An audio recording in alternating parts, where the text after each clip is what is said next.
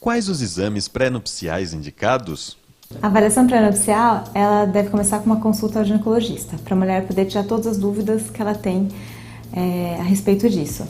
Então, se ela não quiser engravidar, ela deve começar a usar algum método anticoncepcional, e então a ginecologista vai ver qual que é o mais indicado para ela. Se ela quiser engravidar, aí a ginecologista vai ver sobre os fatores de risco, se ela tem algum fator de risco, e orientar sobre o uso do ácido fólico, que é para prevenir a malformação do tubo neural no bebê. Além disso, ela vai ver a parte de vacinação, se tem alguma vacina que está faltando para a mulher tomar. Quanto aos exames, tem os exames de sangue, que a gente pede as sorologias, que são a sorologia para hepatite B, hepatite C, HIV, sífilis, toxoplasmose, rubéola e citomegalovírus. Além disso, o hemograma para avaliar se tem alguma anemia, a tipagem sanguínea e a glicemia para ver se tem diabetes. Deve-se fazer os exames de rotina também, como o Papa Nicolau, para prevenção de câncer de colo de útero naquelas pacientes que já têm atividade sexual.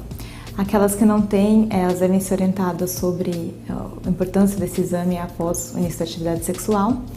E a gente pode pedir também, em alguns casos, ultrassom para ver o útero e os ovários. E naquelas que já têm atividade sexual, ele deve ser feito por via transvaginal, naquelas que não têm, por via abdominal. E as virgens também é legal elas passarem em consulta para tirar todas as dúvidas que elas têm em relação à atividade sexual, à relação sexual, para que elas consigam aproveitar melhor a noite de núpcias. Qual a importância destes exames? Esses exames são importantes para diagnosticar e tratar precocemente qualquer problema que possa afetar a relação conjugal desse casal ou para prevenir algum problema numa futura gravidez. Só as mulheres devem fazer exames? Não, os homens também devem fazer exames. Eles devem colher exames de sangue, as sorologias para hepatite B, hepatite C, HIV e sífilis. Em alguns casos selecionados, a gente pede o espermograma também. Quais cuidados o casal deve manter depois do casamento?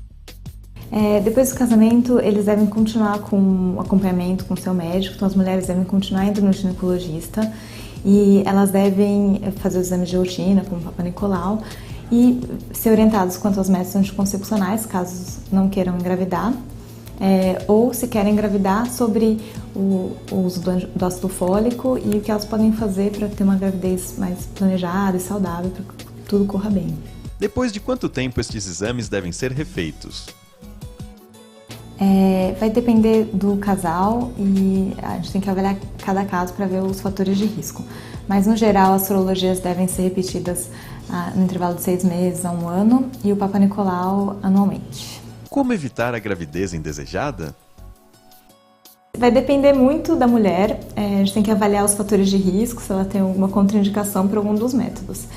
Então, tem que ser avaliado caso a caso. Por exemplo, aquelas mulheres que esquecem muito de tomar pílula, a gente deve evitar o anticoncepcional oral. Aquelas mulheres que às vezes têm mais parceiros sexuais, não têm um parceiro fixo, elas devem usar também a camisinha para evitar doenças sexualmente transmissíveis. Como a pílula deve ser tomada pela primeira vez? Então, quando a mulher for tomar a pílula a primeira vez, ela deve iniciar a cartela no primeiro dia do ciclo menstrual. Então, no primeiro dia da menstruação, ela começa a tomar a pílula. E depois ela vai respeitar o intervalo de cada pílula, se é de 4 dias, de 7 dias ou se é o uso contínuo. Isso vai depender da menstruação. Qual a eficácia da pílula do dia seguinte? A eficácia da pílula do dia seguinte, ela é diretamente relacionada à precocidade do seu uso. Ou seja, quanto antes você tomar ela, depois da relação sexual desprotegida, melhor vai ser a eficácia dela, então menor a taxa de gravidez. Então, se ela for tomada até 24 horas depois da relação sexual desprotegida, a eficácia dela gira em torno de 95%.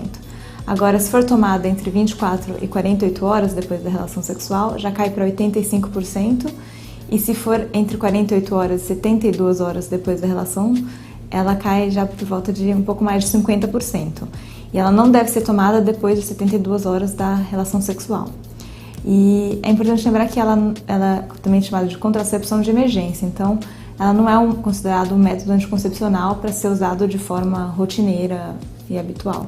Quais os efeitos colaterais da pílula do dia seguinte?